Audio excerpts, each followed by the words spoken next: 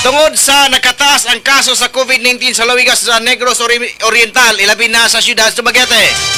Ang sesyon sa saguniang panalawigan sa Negros Oriental ang balik kini sa Zoom o virtual tungod kay adunay mga staff sa Legislative Building ang nagpositibo kini sa COVID-19 sumala pa ni Philippine Councilor League President o karon kasabtangan nga Dumaguete City Councilor Chaco Sagar-Barria.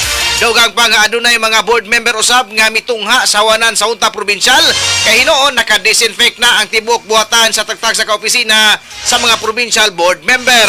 Sa isa usab ni PCL President Chaco Sagar-Barria nga gamay lang hinoon ang diskusyon sa ilang session kagahapong adlaw. Sa province karon padayon gyapon na mo ang session dahil sige gyapon mi og trabaho sa katong mga kinahanglan. Medyo bago-bago pa man ko nakabalik, no.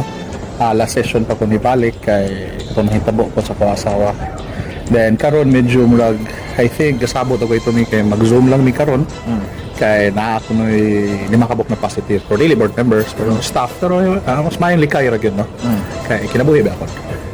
So, katanaw po ko sa mga agenda, murag dili ra man kaayo regarding the province, mostly regarding lang sa mga respective LGUs. So, medyo ministerial naman lamang, so dili kay bugaton.